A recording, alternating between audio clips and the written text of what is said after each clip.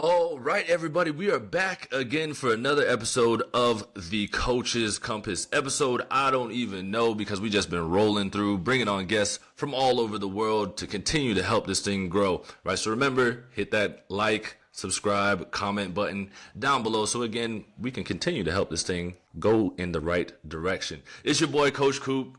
My boy Jay, reporting live all the way from Europe. We got another special guest with us, and this one is reporting live from us all the way from America. We got the GOAT, a guy that's been in the industry for 30 plus years, Troy Jones out of Fort Lauderdale. Once was at House of Athlete, now currently coaching and running Symmetry Performance in Fort Lauderdale, has trained multiple NFL, CFL, college, high school, and youth athletes, also working with Lila, a new technology, a wearable resistance, which we will dive more into later because we definitely want to hear all about that.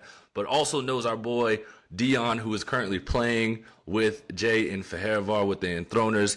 Also, big connection with CeCe Murray, who we had on earlier, Sam Portman. So that just goes to show you that this guy has a lot of knowledge to drop for us. So, Coach, thank you for coming on today and welcome to the Coach's Compass. Well, it's a pleasure to be here, and thank you for having me, man. I'm grateful. I'm honored. Coach, first off, how are you doing, man? Like, how's life for Coach Troy? Life is busy. That's a great question. A lot of travel, a lot of experiences. Had opportunity to travel around the world, training athletes and seeing different cultures, and just being able to share my experiences with those cultures on how I approach sports, and how I begin to try to. My goal has always been to create the ultimate athlete. That's my theme. I stick to that. That keeps me balanced. That keeps me grounded.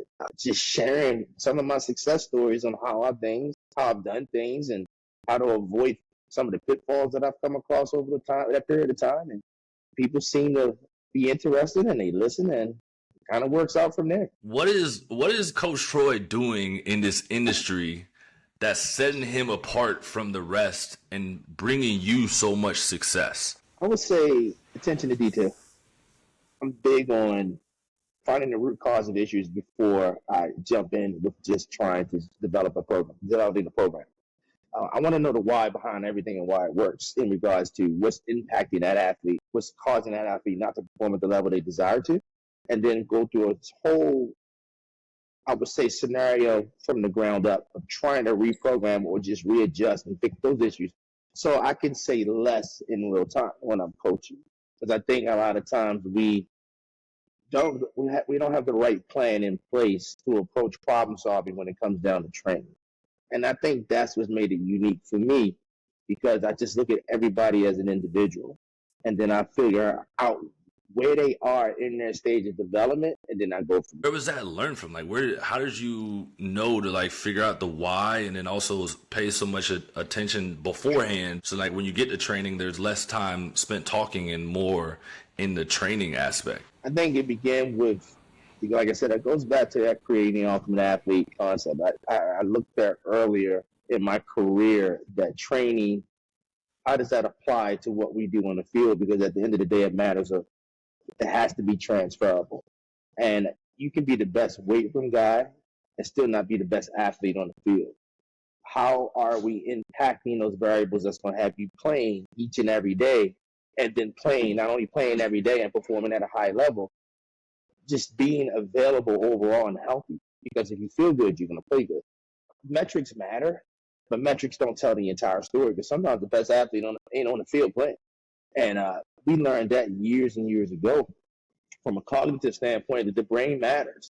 Confidence matters. Understanding what your issues so you can develop the daily routine matters. Just to stay healthy, just to be able to get to have your process in place of when you play, how you recover, and how do you prepare for the next day to be able to do it again. Can you duplicate this over and over again, depending on what your calendar is within your season? All these things matter. And that's how professional athletes make money. But if you can install those type of disciplines in a younger athlete and begin to show them early on what that process is, you have a better opportunity to play at a higher level for a long time. Let's say it was trial and error. Really, just making a lot of mistakes over the course of those years and then figuring out what not to do versus making notes on what to do and then sticking to those things that were simple and it was effective. Completely agree with that. What is the process? You know what I mean? Because like that's a huge question. Like a lot of people are trying to figure out like how to. I mean, parents, they're trying to figure out how do I make my youth athlete into, a professional athlete. Some parents want it more than what the kid wants it, but like, what does that process look like taking a youth athlete all the way to the professional level? It goes back to meeting them where they are and understanding what stage of development they're in. Early on, I know there's a lot of cliches out there from an education standpoint of what stages of athletes, what they go through in development. That early stage of not giving too much of a stimulus too soon. And understanding when you have to introduce the athlete to the environment and not oversaturate them with information. Because their brains, when they're very young, aren't really ready to receive a ton of information. But the environment plays a major role. So introducing them to just basic fundamental movement patterns. We call that a learning to train phase.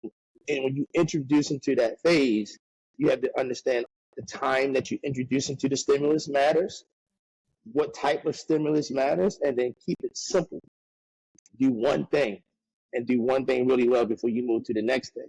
And you just build on it and layer it because you go from a learn to train, a training to train, a training to compete, then a training to win. That learn to train phase is, I would say, elementary school. And this is how it worked for me when I began to look at it. So my programming for my youth athletes was slightly different from my train to train, which is just an introduction to fundamental movement patterns and prepping the athlete to start understanding what weight training is about. And then that training to train aspect, when you come out to learn to train, that training to compete, that's that early high school, late middle school, depending on the maturity of the athlete and when they were introduced to training, because that matters too. That gets them now using training to move well as an athlete. And then that training to compete phase is a phase of now you understand what sport you play and you're starting to prepare and train for that sport. Training to win is more of now you've identified the position within the sport. You've taken it even a step deeper. So now you're specifically, let's say football, you're training as a DB versus you're training as a football and a player overall and playing multiple positions in that training to compete phase. So you become more specific as you progress further into your training cycle over the course of years because your brain is a little bit more mature where it can digest information in regards to being very strategic to how you approach it. So if you can't force feed a young athlete and have them do things they're just not mentally and physically ready for. So understanding that you get a better adaptation at that age if you understand how to break it down and micro progress. How are you breaking it down and micro progressing for these guys? You talk about movement patterns and all that stuff. What even are movement? Because a lot of listeners and a lot of coaches out there still don't fully understand movement patterns, the movement maps. How are you breaking all that down and getting that to transfer over to these youth kids and then going through as they mature? I think you asked me a question earlier. It was you said, I'm going to go back to that question. You asked me, how do I really approach it? And I guess the big scope of things is overall movement and body control for a young athlete at the very, very beginning. Most young athletes, what do they lack at certain stages of development? That's where I go. So most youth athletes, we figure what's the best athlete on the field at 7, 8 years old? With the athletes who's the most mature at that time, and that's based on he's more mature because he has more body control. He's stronger overall because he's progressing a little bit faster. Doesn't mean he's going to end up being the best athlete overall because then he might peak at puberty early, and then those athletes eventually catch up, and then the playing field begins to level off. But I really want them just to be able to learn to control themselves in space. So we do a lot of stability type exercises, isometrics, just learning, being able to engage and interact with the ground and controlling that trunk and torso. Because if your torso is not stable, you can't control your arms or legs. Therefore, you can't control where you are in space. So that's kind of the first thing that I begin to introduce those younger athletes to. It's just becoming grounded, torso and trunk stability, and body control. And then we have all types of games where we challenge them in a game scenario. For example, kids will get bored very quickly. We know that, but we want the stimulus to translate over to the field. I would take a young kid, and I haven't trained kids in so long, but I remember like it was yesterday. I would say, okay, we're doing linear sprints. When we get to a certain point, we're doing linear sprints. Now, how do I add a game time scenario to it? Just take them simple. Turn them in a circle 10 times, which now turns it into a game. Makes them dizzy. Now stay on the straight line when you run forward. You already have a blast doing it, but how many times you get turned around in a game where you got to re-recognize where you are, gain control, and then go back on a linear sprint? Then you add a color stimulus to it. Say, okay, I need you now to do the same thing, but I need you to run to the purple cone. I had all kinds of different cones. So now you got to run to the 45-degree angle. That's the same way of processing who's in front of you, changing angles and being able to pursue or try to separate from someone that's pursuing you. Just things that just make them really lock in and stay focused on concepts of what you're working on at that time. But body control was a big deal for me because once they can master their ability to control themselves, it then translates to them being able to do other things. Now you say it's been a while since you worked with a lot of youth because as we see it and then we know you've been in the industry for 30 plus years and now you're working with a lot of high profile professional athletes, right? So these guys usually are coming in and they're the best of the best, right? But there also is always like something that you can diagnose that they need to get better at. What are like some main areas that you're seeing that your athletes come in with, I would say maybe a deficiency or they're struggling with that you're helping them improve on? Everybody's so different. That's the one thing I love about it. But a lot of the common scenarios that I see are pelvic dysfunction, lack of spinal alignment, being able to be secured on that pelvis and that lumbar spine area. They don't have great control. They're not really even aware of it, and it's because of our lifestyle. We sit in chairs, we sit in cars. We don't have great mobility routines. I like to say motion is lotion. I took that for someone else, but it's true to what it means that if an athlete who doesn't move really loses connection with the body and being aware of the planes that he's supposed to move within. And most young athletes or most pros, when they come in, they've been so restricted to doing what they do that they really, anything outside of what they do doesn't really translate over to being healthy. Does that make sense? So being able to reverse engineer them into different patterns to find balance, which keeps them healthy and resilient, they begin to immediately feel better when we start restoring those functions back to just being a human being. So I approach it from a standpoint, I say you move well as a human being first, to moving well as an athlete, to moving well in specific to what you do. And that's how I break it down. Those three phases right from the beginning. As soon as you come in the door, we got to restore health. We got to move normal, just in day-to-day life of being comfortable within who you are. Then we work on, okay, let's get back to being an athlete. What are those fundamental movement patterns that you need to do most? If you're an athlete, let's say if you're a skill set player, like a wide receiver, you're constantly decelerating. So your ability to absorb impact, transfer forces becomes super important. Those tendons got to become resilient. Once you get good at some of those things, we begin to expand on that. Even, for example, max velocity. I look at max velocity as a vitamin for the team sport athlete. They're not hitting max speeds all the time, but they need to be exposed to those speeds. So when they do get a chance to hit them, they're healthy and confident that they can hit them without injury. Their tendons and their ligaments and their hamstrings and everything else around the pelvis has been exposed to that velocity over and built up over the course of the training window, so there's no fear there. And then they can get out there and play every single day and not be afraid of or be resilient enough to where they're comfortable and there's no neural guarding to get out there, hit the ground hard, change direction. You guys are athletes yourselves, and you're sensitive to what you're feeling, and you always want a strategy to problem solve those things that you're feeling that'll give you confidence going into the game again. What does an onboarding process look for you like when an athlete comes to work with you? Whether let's say you don't know what sport they're playing, a needs analysis, like testing before you actually start working with them, or just like assessment before you start working with. Like, what does an onboarding process look like for an athlete that they work with you? When we onboard, because there's a lot of things we look at, we don't do it all in one day. We kind of build it over the course of a week. And we integrate it with medical. So we're talking to our medical team about exactly who this athlete is and coming in and what their history is like, what they've been done. And it depends on if they're a veteran or they're a young guy coming from college. But it's kind of, we collect a lot of force plate data. And then we got to collect that force plate data, not just on a bilateral standpoint. We try to do it on a unilateral standpoint too, because we want to know what those weaknesses are up and down the chain. even from the ankle to the knee to the hip, what type of, depending on if it's a rotational type athlete, we try to make it specific to the goals of what they do, so we can find things that need to be balanced out on where they may have power leaks, where they're not generating force, and then more also trying to find out what type of force they are good at and where they're lacking to bucket them to exposures. So we want to expose them to their weaknesses in the training window as fast as possible, because our window of time is short when you have the opportunity to train with most athletes. You don't have them for the course of the calendar year. You have them for 6 weeks, 4 weeks, depending on what they come to you for. You have to pinpoint what the issue is immediately, begin and expose it, and then begin exposing them to that stimulus that's going to make the adaptation or move the needle towards the adaptation. We go over the course of the force plate data before. We do a little bit of on-field stuff, but most pro guys don't need to go out there and do 10-yard sprints and 40-yard sprints of that matter. They've been running.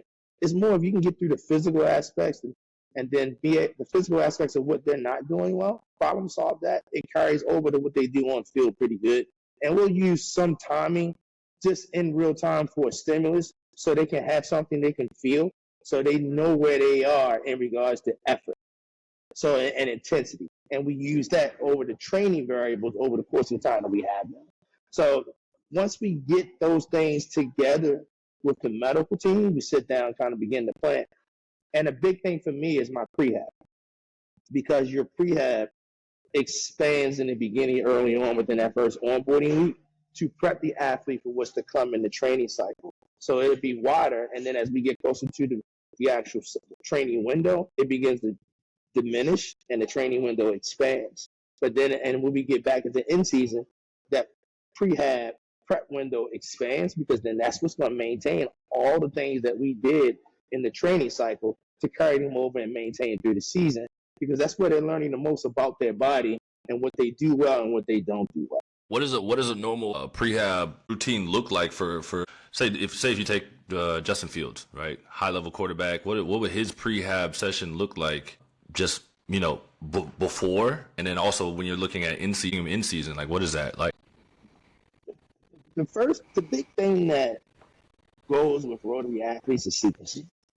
So being able to maintain sequence, a lot of people stay away from doing anything rotary in season for rotational athletes. Yes, to me, yes and no. I definitely like to keep the body and the tendons strong using a ton of isometric spinning. I like using crane scales when utilizing those isometrics to give a number and a variable so the athlete can see what he's actually doing. And it also gives me an idea what the state of readiness is too as well. So I can see if that athlete's in fatigue state and then what I need to pull back on, because I might have a scheduled idea in my mind what I wanted that athlete to do over the course of his practice schedule and training throughout the week. Doesn't mean he's going to always, depending on the output of the game, be ready to do his strength training on a scheduled day. So I might have to move that to do something else. So it's a constant adjustment. It's not nothing that we stay locked in. We just try to move the big rocks to staying comfortable and healthy, as we find also what's going to be consistent for him the way he plays at his best, because everybody's different. Just because that's the program I have for you may not match up with the program that I have for him, because he might need a little bit more recovery days built in between his strength days. You might be a soldier where you can hit your strength days on point every off day within your schedule to stay consistent that way. So finding that balance of what your body responds to and what it needs to recover and regenerate over that 5-day, 6-day period you have between game to game. So that's the first thing. So the second thing is making sure his shoulders and structure stay stable and maintain good posture, because if shoulder girdle doesn't work well rotating if it's not aligned properly from a spinal alignment standpoint. Making sure his pelvis, internal, external rotation, and his pelvis, he has great pelvis control and everything's in sequence and he's utilizing the ground. And I have like a series of isometric anti-rotation exercises that reinforce a neural connection to the brain so they can stay within rhythm and sequence on a regular basis. So when they feel themselves getting out, they can isolate certain positions or certain, I would say, portions of that pattern to where they can feel themselves engaging with the ground and create the right timing coming through. Is at a slower speed to correct errors, and then they can pick it back up right at high velocity because they know exactly where they're going wrong. Like that. I like that a lot. It's hard to say where you, because obviously it's over time, like you said before. Like you have to like trial and error for a lot of this to figure out like what methodologies works, and every athlete is different. But also like you're working with top guys, and also you're training guys, because a lot of guys over here in Europe don't know the difference in like what it's like to train people for the combine, and also train like as an NFL athlete that's just like working like just for their off season. What are the differences in those two, and what is like how tough is it on combine training that it's not really like you're not training for football? Combine is very specific to a task, meaning I need to run fast. Shuttle's okay. Vertical jump gives a correlation of how much power output that's going to translate over to helping you run to give us an idea of what's occurring, how you apply forces, how well do you apply force horizontally, how well do you apply force vertically. I use those as metrics. I teach it, but I use those as metrics to translate over to the primary thing, which is running that 40-yard linear event. It's very, very specific. I've always looked at the combine as like everybody look good in shorts until you put the pads on, the game change. So if I get you comfortable in understanding how to sprint and how to master the 40, which is a variable in itself, and it's a strategy that you have to use to approach that, and then become consistent in it, and then you have to do it where you're being timed and measured so you know what it feels like, is more important to me than anything else. And making sure these guys are healthy enough to where they're onboarded properly, so when they peak at the right times, it matters the most. Because a lot of times you can peak too soon if you don't control those variables over the course of that 6 to 8 week window, because you have all these things built in. You have these bowl games, you got these all-star games, you got all these things happening intertwined with that 8 week period. So you may not have 8 weeks. You might have 4 or 5 weeks. And then if they go into those games, if you had them for 1 or 2 weeks for training and you start building towards the adaptation, then they go to this game for a week, they're set back. They might get hurt. They get beat up. So then we got to bring them back. So again, the big thing for me in training, and I'll talk about the difference between them and prepping an athlete that's already established, is understanding who that athlete is and then meeting them where they are based on what the goal is at that time. And then being specific, moving towards how to be successful for that goal matters. Intent, and I call that intent. I'm very intentful in recognizing what the need is and staying on task of keeping the main thing. And whatever things that get in the way of blocking that process or get in the way of derailing success, I'm problem solving it in real time immediately. So I'm big on always knowing how to regress, progress, make a lateral decision in real time, and problem solve as we program over the course of 8 weeks. To me, that's what makes a good coach. There is no such thing as a perfect program. It's looking at the scenario. I look at it as a math equation. I look at the scenario, I figure out where that athlete is at that time, and then I build it up. I build that program over the course of time that I have in that window. But I do realize I'm writing in pencil, because 9 times out of 10, based on his state of readiness and what's occurring, I'm going to change it. And I'm okay with that. I have fun with that. That's where the sweet spot is. That's what makes me different, I feel, more than anything else. I'm not rigid to what I originally create, because it's the recipe that I'm adjusting, and every recipe is different for every person I come in contact with. And that carries over to professional athletes and their injury histories, what they've been exposed to over the course of time. Who likes what? All athletes are different. Some people like the squat, some people hate the squat. Some dudes want to pick up heavyweight just to feel it because it makes them feel like a man. Some don't want to go near it. You got to first and foremost get into that person's head and know what they like and what they don't like, and then figure out what's the best stimulus and what's the best path to get there to help them as an individual. Because one thought process doesn't fit every athlete from a standpoint of how they approach their preparation to the game. And we're just trying to arm them and give them a routine so they feel comfortable and confident in themselves every single day. that they can get out there. Let's look at baseball, 162. Every single day, they got to make sure they get up, go out there, perform at a high level. Of course, that's damn near impossible because they're very streaky just from fatigue in itself.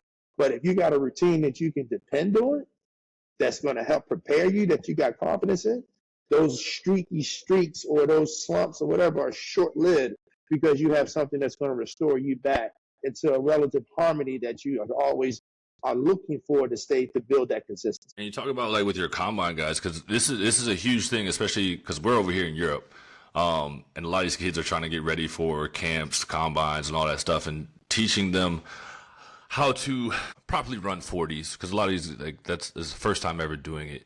Could you break down like how you teach the technique of like running the 40? Because it's a huge question for a lot of these kids. Like some of them don't even know how to get in the stance. They don't know when they're supposed to like, or how to come out of the stance, like coming out like an airplane. Like some guys are from the stance, stand straight up, you know what I mean? And then try to run the 40, like where the acceleration is, where the power is coming from, like how much force production, you know what I mean? There's so many, like, should I be taking a big first step? Like, am I looking at trying to gain 3 yards in that first step, or is it like supposed to be a smaller step? Like all these different types of things that a lot of these kids have no clue about. And Jay and I are trying to, you know, change the way it's looked at over here. And there's the other coaches over here that are trying to teach it, but it's still an audience that hasn't really been touched over here. I would say you have to figure out what the athlete's weaknesses and strengths are, and based on how they apply force from a physical aspect first. Are they strength deficient? What they're deficient in? Are they strength deficient? Are they velocity deficient? Are they power deficient? And then that way you can expose them again physically in the weight room to the things that they need work on the most. In regards to the technical model, in regards to on the field, I like short to long. I like to, as I'm building up to a longer program, to gradually build up exposures, like I said, to max velocity. I don't want to rush them into that realm, but being able to create horizontal force is a big thing for me. And a lot of times, athletes, if they can't do it, they're usually probably not strong enough. That's going to translate over into the weight room for that first step exposure. So being able to generate maximum amounts of force off a two-leg push, you have to try to simulate that velocity or that effort in the weight room to translate over to the field, and then choose exercises that can bridge the gap to set them up, being able to drop into those deeper angles to create that horizontal force, which is going to translate over to setting them up for that first 10 yards. Once you get comfortable within that, then you got to worry about, all right, I have to introduce concepts of transition. So once I get good at creating horizontal force, I'm building up that velocity early on. That velocity is going to hold me into the race where I could transition that speed over into max speed. Because you're not going to hit max speed that long in a 40. You're just not. It's more about how well you can begin to create horizontal force early on, than how you can transition that horizontal force as you're maintaining your posture and your torso to project yourself in the right direction. Getting good at concepts that create that. And I've always had better success in focusing on those two things before teaching them when to get upright. Because there is a certain time that you have to get up and let that speed transfer over, or that velocity and momentum transfer over into the back end of the run so you can hold it. But early on, you got to get started. You got to have a big enough engine just to create enough force before you can begin to think about transitioning over to max velocity, or begin to transition it over and turning it over to carry that velocity on the back end. So I'm a big horizontal force guy early on in the program, and it simplifies it because most athletes struggle in that, and that's why they can't get in the right positions with a stance and start, because they don't even have the mobility within their hips, which I told you earlier, around their pelvis, to even understand, or spinal flexibility and mobility, even set their posture in their stance to load the ground to begin with. So you have to address those structures and address those issues before you even introduce the stance, because the stance will never feel comfortable until they improve upon it. And it's something that you just slowly, gradually introduce over the course of the weeks that you have them. But you keep it simple in your approach. Don't do too much too soon. Stay with that horizontal implement early on, addressing those mobility issues, getting in and out of that stance, and then building on your transitions as you go. You gotta look like kind of like and addressing deficiencies that, and honestly outside of the combine, but you have athletes that may come in and they may be strength deficit. There may be a strength deficit for them, or you may see a deficit with regards to deficiencies with strength, or you may see deficiencies with max velocity with certain athletes and certain archetypes, whether, you have bigs will probably have obviously max velocity deficiencies, and, maybe certain positions that have strength deficiencies. Just like when how do you usually go about assessing athletes and their archetype, and what do you usually do to kind of like address those deficiencies? Force play data tells me everything early on about what type of, apologies for the background. Force play data is what I going early on to give me an idea of what type of force that athlete applies. Where are those deficiencies showing up at?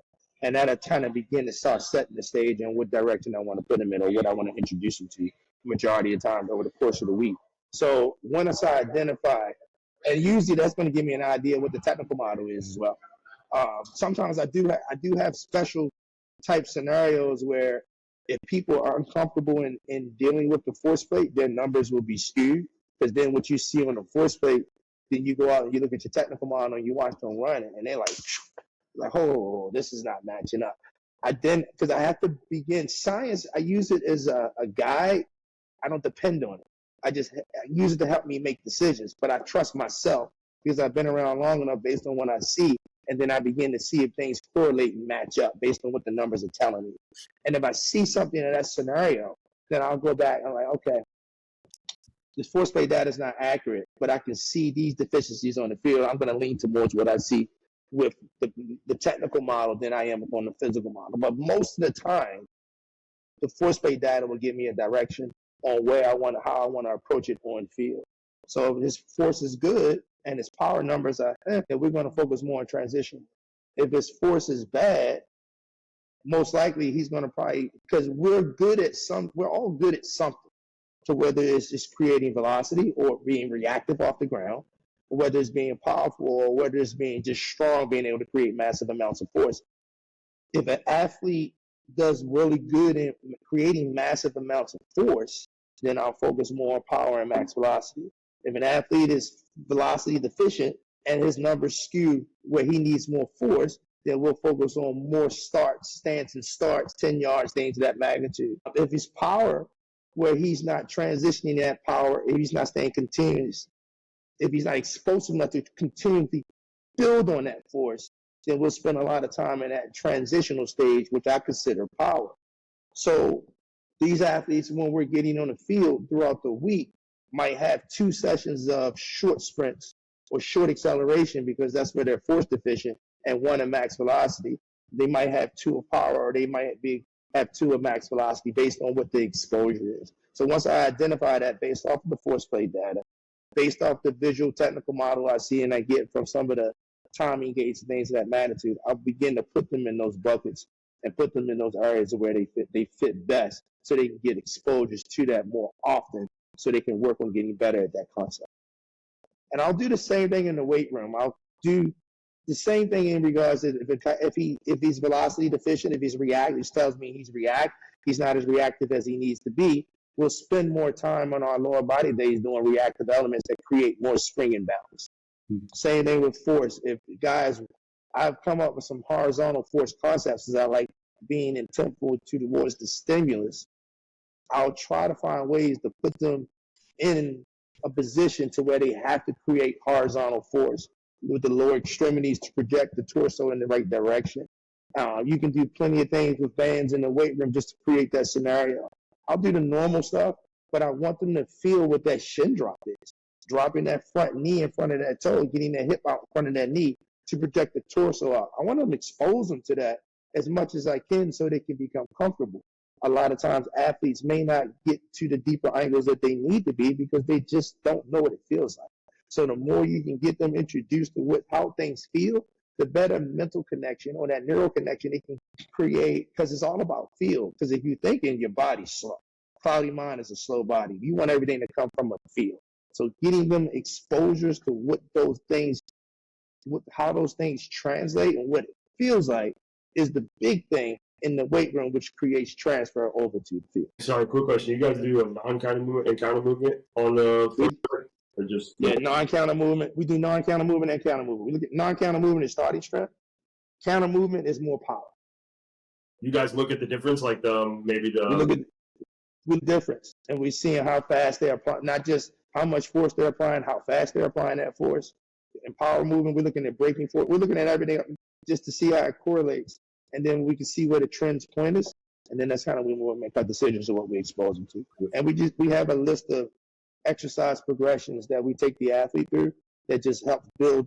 Some adapt faster than others, but what I try to do is I look at the root cause on why it might not be transferring from a standpoint, from a technical model, or even sometimes from a physical model. Little adjustments in position make the big difference. So why athlete may not, or if there's some kind of structural issue, whether that's mobility or stability, or just lack of just efficiency with the movement patterns, being able to become better, every opportunity you get to expose them to that stimulus that they're trying to adapt to helps you get them gets it better, helps you get them to a position where they can move faster to demonstrating the right stuff on the field. Because at the end of the day, that's what we want. That's what matters the most.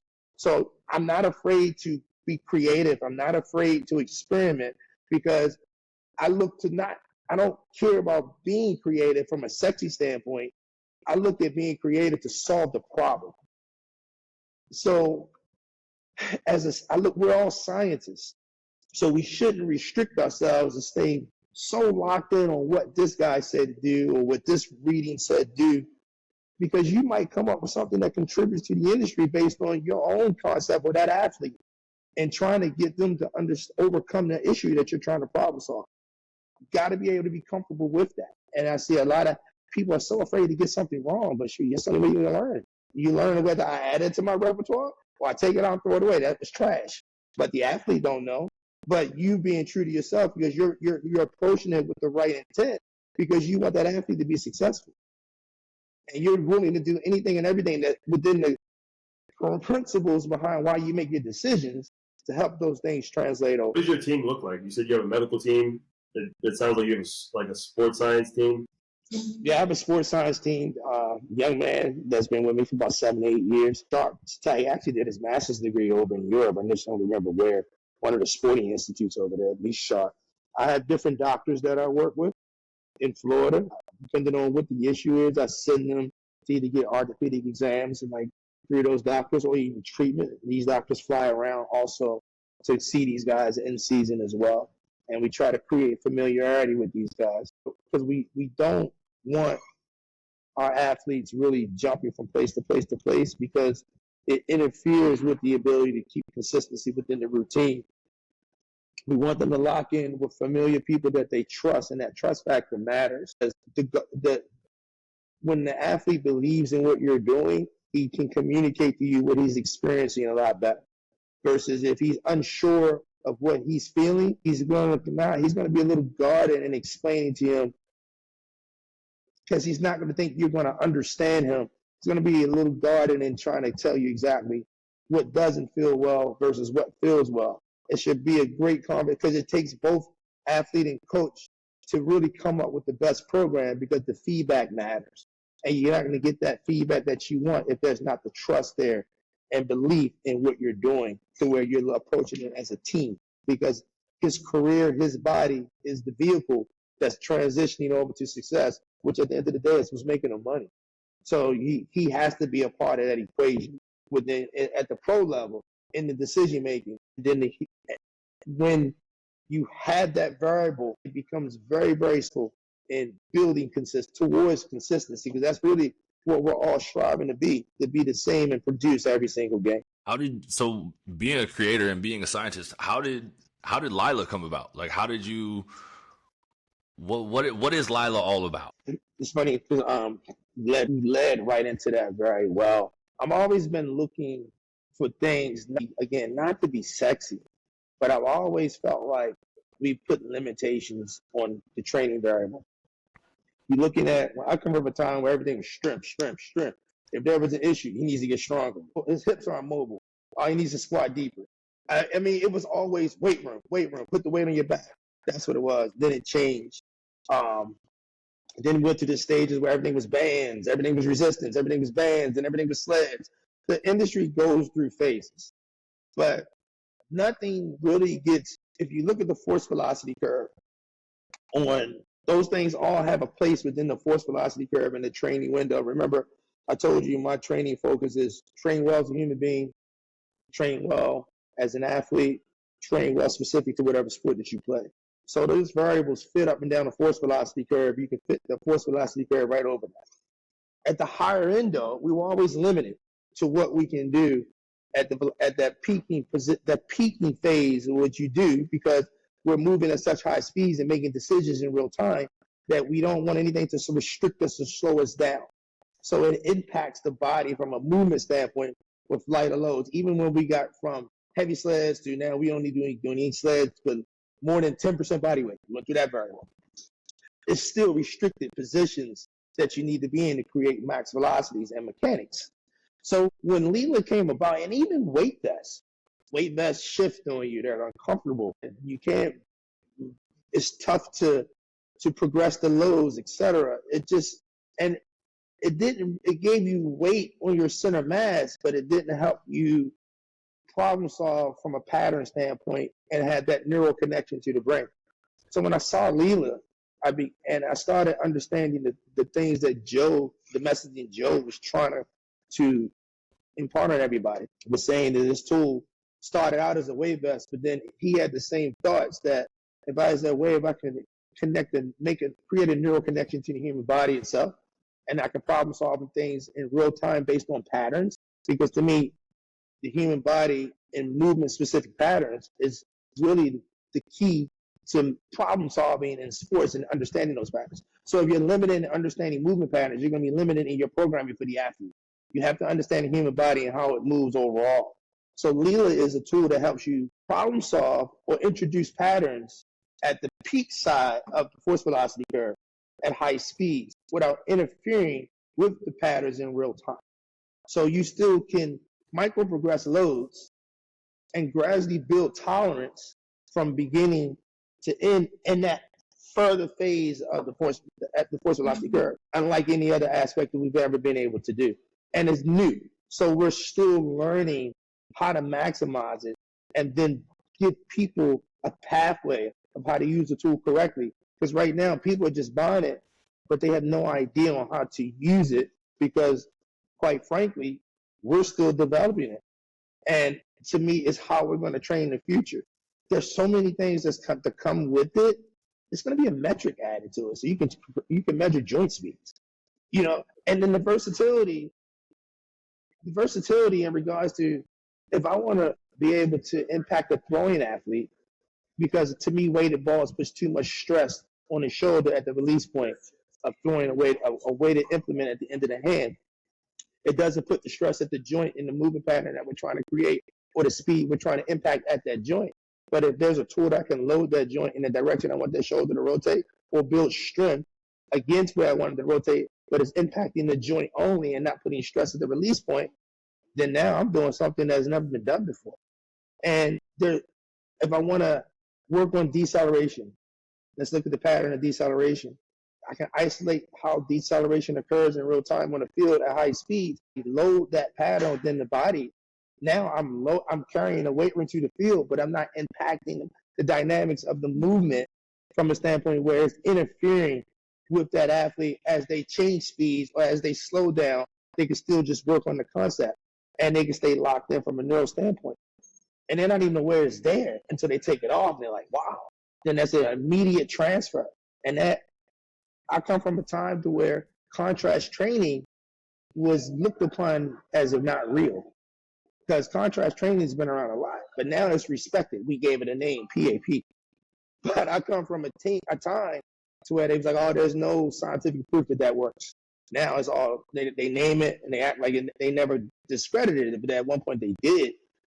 That's what you're going to get. But then the body builds on that. Because I have noticed that you have to be very specific of when you pull it off, and you have to be very conscientious to how much volume, because to maximize the stimulus of having it loaded and unloaded, your window's small. And then you got to cut the workout right then and there. Because then athletes have a tendency to want to do more. Because when they feel it and they feeling good and they hit rhythms, coach, let me get another rep. They're looking for that perfect rep. There is no perfect rep. It's just consistency over time. Keep building consistency. Let's get better week to week. You're not going to accomplish everything in that one workout. And as long as we're going forward and getting better, that's what matters. Cut the workout. So I don't want to see your times drop.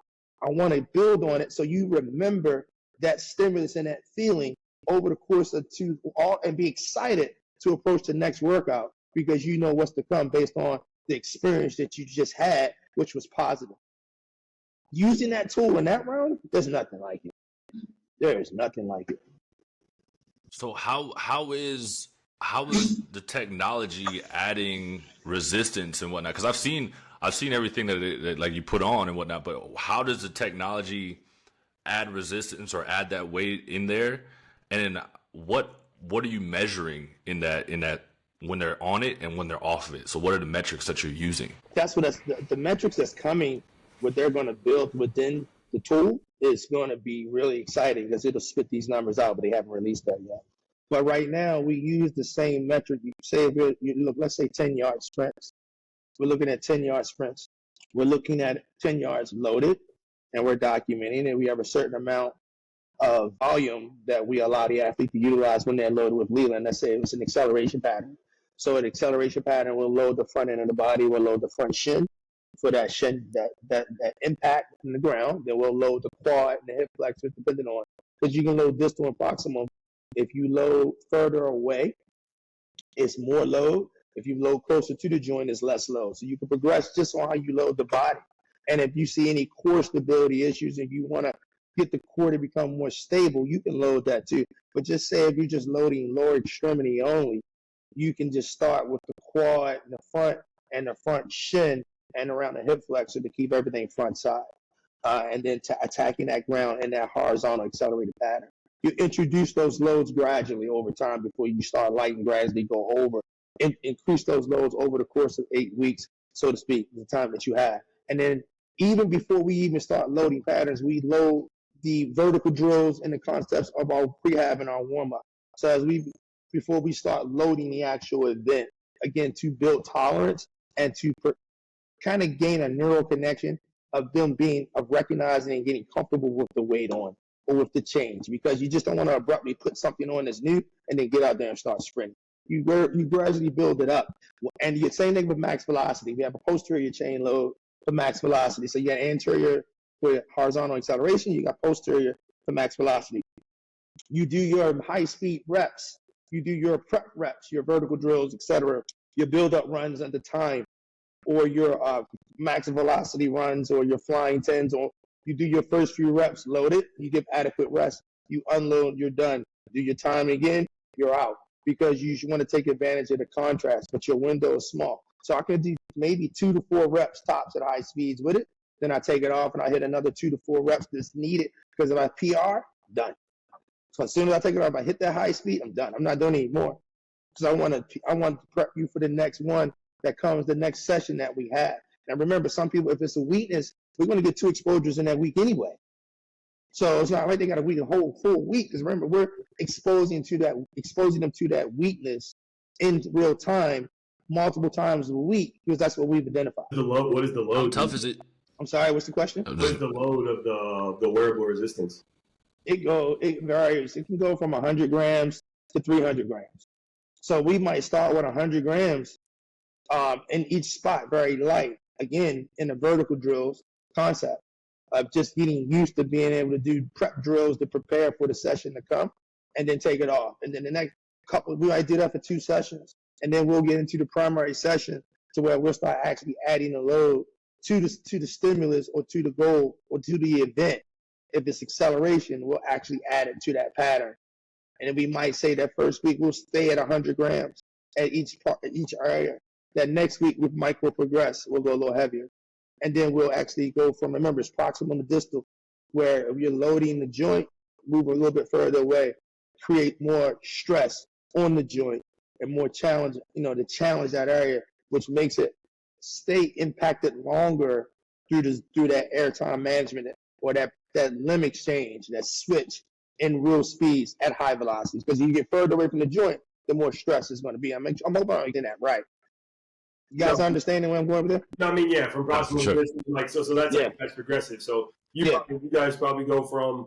So how do you progress the load in contrast to the proximal to distal? You guys So go. you start closer to the joint and then move gradually away from the joint. Well, yeah, I got that, but like, so do you guys kind of like cycle back? So going from, let's say you start at have 100 grams, and then you'll progress from proximal to distal, and then you'll go to the other side.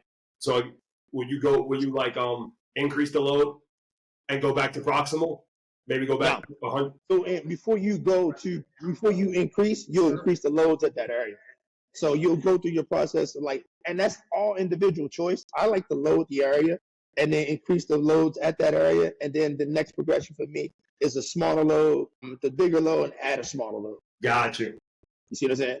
So I built it that way now. You probably range as proximal as you can to that joint, 100 to 300, max it out, whatever, and then get a little bit more distal. What are those? What are the increments? From 100, 200, 300. What are the so proximal to so I'll go. I can work my way up to 300, and it depends on the size of the athlete too, because you got a big 100 grams ain't gonna do nothing for him. Yeah, because that's a big thigh. You know what I'm saying? So you got a big fella, you got to put some load on there. You know, so we might start with 300 grams for him. So it's all shapes and sizes that matter. That's what makes the tool so unique, because you can make it specific to the body type, the position, the strength levels, the size. The pattern issue. If a person doesn't get good front side flexion on his right side, you can load that side to create more of a stimulus. That way it's a neural connection where he's aggressively attacking with his right leg to get front side, because it's almost like your hand is there on his thigh reminding him to drive that hip and knee forward. So you can create whatever you want to problem solve the issue in real time, which is why I love it, again, at high velocities without impacting the technical model whatsoever. It just translates over. That is awesome. What do you call it? Just like a two-part question. So with regards to going back to the proximal to distal part, you guys, how does that look like with a measurement standpoint? So it's just like, okay, this is proximal and this is distal. When you go to proximal to distal, is it automatic from here to here, or is it incremental? And if it is, it's incremental. It's incremental. You put that there based on what you see that gives the best output. So if an athlete, if you load the hip, if you feel like his hip flexors are weak, or he just doesn't have a good awareness of where his pelvis is, then you want to load that front side.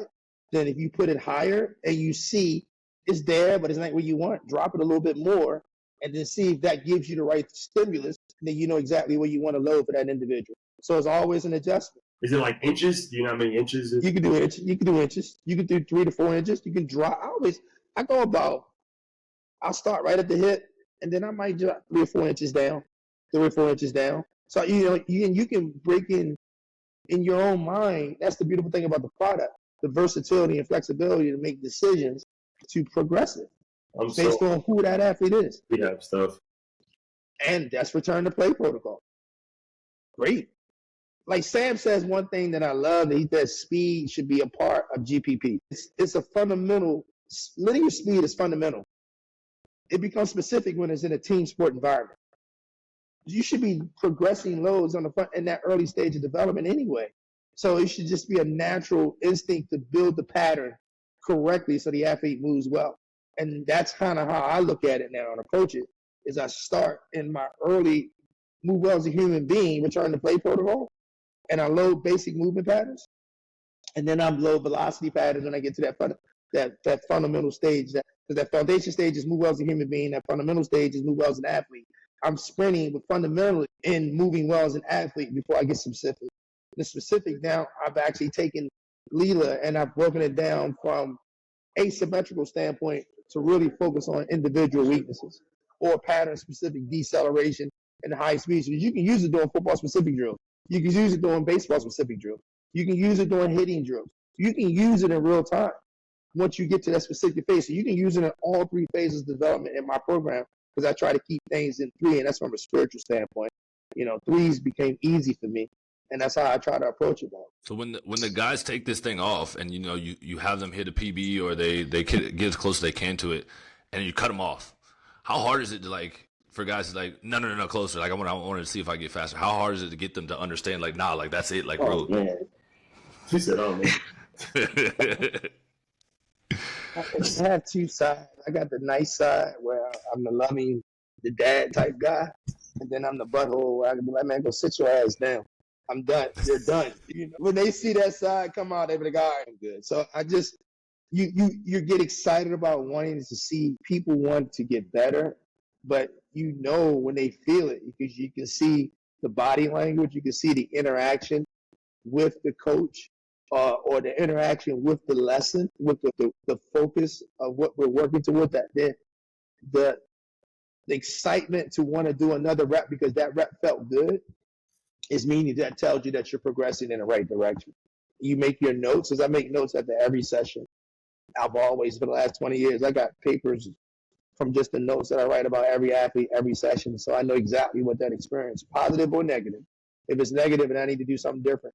If it's positive, okay, let's build on that. Let's keep layering it. Let's pick up the things that really work well. Let's take the things that didn't work well, take them out so we can really get to success of what we're trying to accomplish a whole lot faster. Minimize that time because your windows are so small. That's also a tough thing for a lot of coaches to know when to cut an athlete off, and because sometimes coaches also want to see that PR if they can hit it again or if they can get a little bit faster, and knowing when it's too much. When you PR, it's already done. You want that from a standpoint psychologically. You want him to remember that feeling, and you want him to replay that in his brain over and over again. Body doesn't know the difference between a mental and a physical rep. I can get 1,000 mental reps off that feeling and just reduplicate that and come out with the effort to want to do it again, and builds excitement.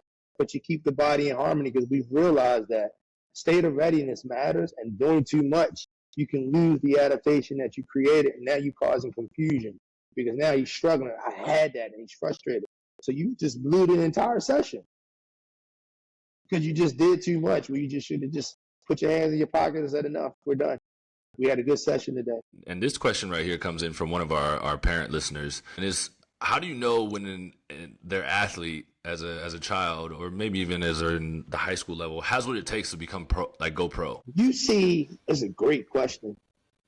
I have my last crop of kids that I've had that were 6 or 7 years old coming through. It's a young man that's at USC. I won't say his name. He's a safety. He was at Ohio State, transferred over when some of the staff members left. He had, since he was 6 years old, he's been a dog. And it's an ability to be fearless in what he does. And he does everything the same way all the time. Does that make sense? It's a saying, and I can't remember it right now. Do all things. What it says, do all things, do everything. I can't remember the saying right now. I just discussed it with my son the other day. We were talking about it. But everything is the same from the standpoint of how he approaches detail, consistency, intensity. It's all the same. It never changes. And he's been like that since he was 6 years old. He wants to do things right. He does it with great intensity. It translates over to the field, that same mindset, to his training, to everything he does. If you see an athlete that has some gifts now, that he naturally moves well as an athlete, but I've also seen guys work towards becoming really good athletes that have that same gift. But that teaching discipline and consistency at an early age, it's not about what you feel and how you feel. It's about what the goal is and working towards that. If they find to that early, and that's tough in today's stages because we're the most distracted generation in the history of in the history of the world. So to really get somebody to lock in that discipline early on is a challenge. And you have to control that as a parent and what you introduce them to and what you allow them to spend time participating in regards to, you got to monitor how much time they spend on the internet. You got to monitor what you're doing day to day after school. How do you go about your post activities when you get home from school? And if you're serious about participating in a sport, that athlete needs guidance. There's no such thing as letting him make the decisions because their brain, the capacities of their brain to process and make decisions is not developed enough. So leaving a 7 or 8 year old, leaving it up to him to make decisions is just crazy to me. You have to give them guidance if they're really serious about it. And I've been fortunate, all my children are D1 athletes, or better. It was because I set those structures in place about, if you want to do this, I told them, you're going to be good at whatever. Anything you said, we're going to have something that you're going to work towards.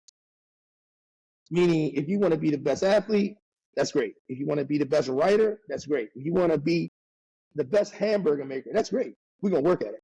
And we're going to develop a routine, like I always talk about, is to stay consistently and working towards that goal to become the best at that each and every single day. We're going to build it in our day-to-day routine. We have our time to where we're having fun and enjoying ourselves, but if you get your tasks done within a window, you'll have more free time to do the things that you enjoy. If you can build those disciplines early, they got plenty of time to develop, because unbeknowingly, you're laying a foundation to when they hit puberty, you've already established half the battle, which is introducing their bodies to what it needs to mature and develop towards. Just from the type of muscle fibers you develop, if you're playing a sprinter or a fast twitch type sport like football, that's used football, if those athletes are introduced early on pre-puberty, when he gets to that maturity aspect, he'll get more muscle fibers developing towards that concept. So you get an athlete that becomes twitchy and explosive and dynamic because you introduce them to those stimulus and build consistency early on when they were young. I mean, that honestly sounds exactly how, and I never really understood it until like I got older, why my dad was so strict on being consistent with, the schedules and times of what you show up to things and how hard you work towards it. Like there's no, like my dad's favorite thing was like, you'll never half-ass things. Like whatever you're going to do, you're going to give it your full effort. Right. And that was like pertaining to whether I was mowing the lawn or I was going to a football game. Like it was consistency with like everything that I did with stuff. So it's super important to hear that from a coach, a parent, and then like for our youth athletes, like, hey guys, like start developing that consistency now. Like if you want to make it to this level, because realistically, because we're on the European side, and we grew up in America, but the percentages are so slim when you going from high school, trying to make it to the college level, whether it's D1, D2, D3, and then trying to go from there to making it to the professional level is even smaller. So if you haven't built up those habits of what the other guys are already doing before that, is not going to work.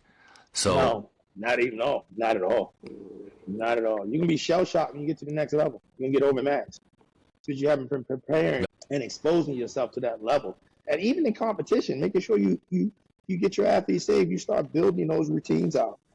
The level of competition matters, because if you're not exposing that athlete to the most challenging environments possible, he's not going to be ready, because there's going to be other athletes that's just as good as he is eventually, and everybody's talented. How do you deal with that? How do you overcome adversity? We started around the hood. I grew up in the hood in Baltimore. It was like, shoot, in order to beat a man, you got to beat the man. You should embrace that. Somebody hit you, you should be like, did he hit me that hard?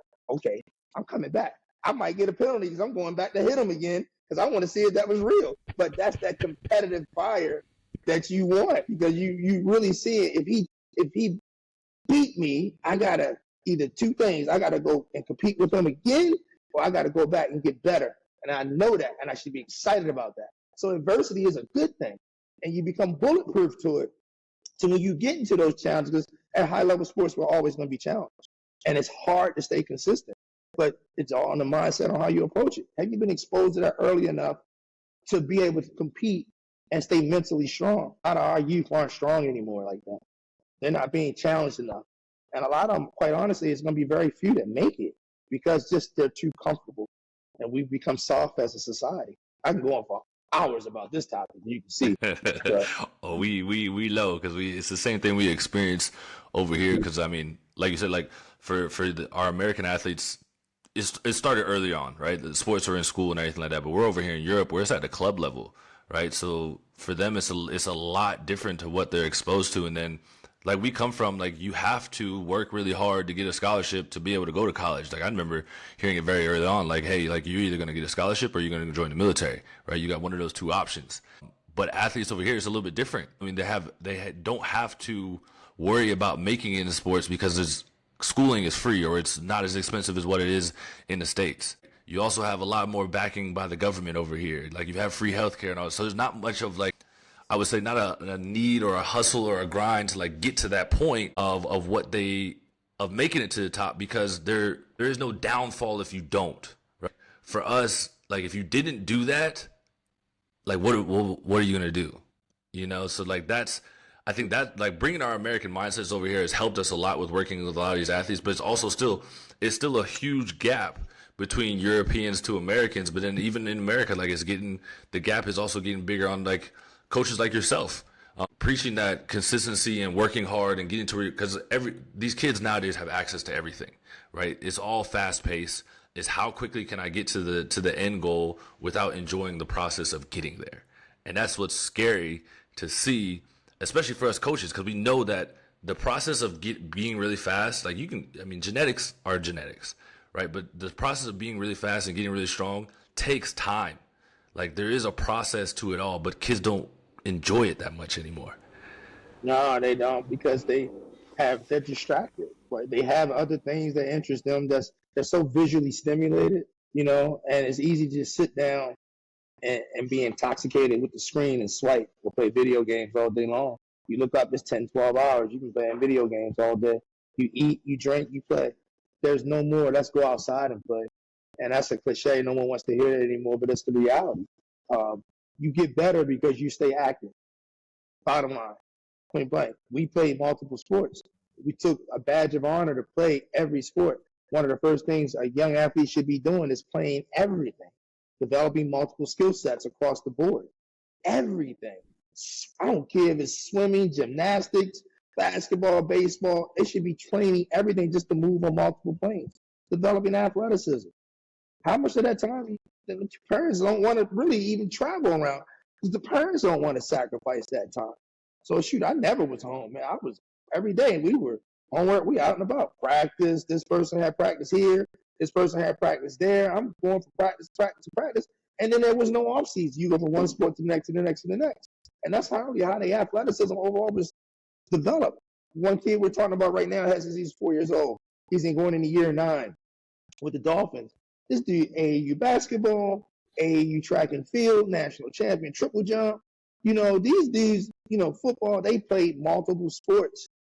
So it was all about being an athlete was the key. That's what the hobby was. We don't get that anymore. We get one sport, and that might be it. And they play that one sport their entire lives. So they get good at that skill, but they aren't good at being an athlete. And the athlete is what powers the skill. Remember that. The athlete powers the skill, not vice versa. And we flipped it. We think in the skill set and become so specific to the skill set, we get really, really good at the skill set, but then also there's a price with that because then you get a bunch of early injuries that occur at 12 years old that shouldn't be happening until you're 30, just from overuse patterns. What would be your best piece of advice for coaches that are getting started in this industry to find success? Understand what matters most in regards to that makes us be considered a good coach. First and foremost, if it makes you feel good, then it matters. Not what other people think about the decisions that you make. Because you're making your decisions based on the athlete and his best interests. A lot of times we make our decisions and we're looking at to see who's watching and see if they're going to actually tip the cap that was a great job. Depend on your validity and believing in yourself and how you make your decisions based on the principles that you created around yourself within that decision making. Don't be afraid to build your own concepts, your own programming, but you have to have an understanding of how the human body works.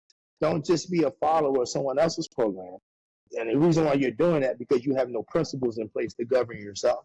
What are your principles that you created and put in place that ensures you or polices you within your decision making?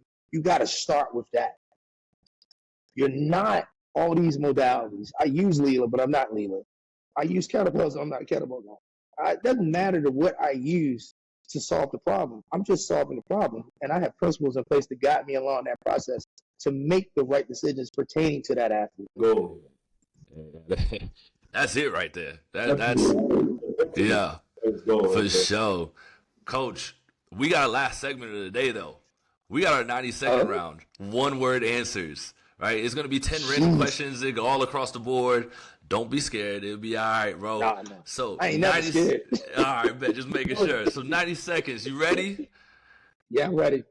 All right. So first, favorite post-workout snack? It's a protein cookie that I like. I can't think of the name of it, but it's a protein cookie. It's great. Is best speed tracking equipment in the industry? I'm old. Broward timing system. Favorite NFL team? Ravens. Baltimore. All day. Pizza or burger? Burger. Top athlete you've ever trained. Track and field female athlete. Best gym you've ever been to. House of Athlete. Hey, Best coach in the industry. One of my favorites, Les Spellman. Would you rather be in a ring with a gorilla, tiger, or a bear? Gorilla. Best state in America. Baltimore. Maryland. And that is it. I had to throw that one in there. I knew he was going to say, the B-boy boys always hold it down. Coach, we appreciate you coming on. Thank you for being here today with us, man. There's so much knowledge that we learned from you today. Can't wait to drop this episode. Yeah, it was a pleasure to be here, man. Thanks for having me on. I'm grateful and I'm honored for the opportunity, man. Enjoy what you guys are doing. Keep it going. Whatever I need to do to help you get the word out, please just let me know. I'm here for you. It's good to see young brothers in the industry wanting to carry it to another level. I applaud that, man. I do. I'm all behind you. appreciate that. Thank Much you. appreciate it. And that's the day. No problem.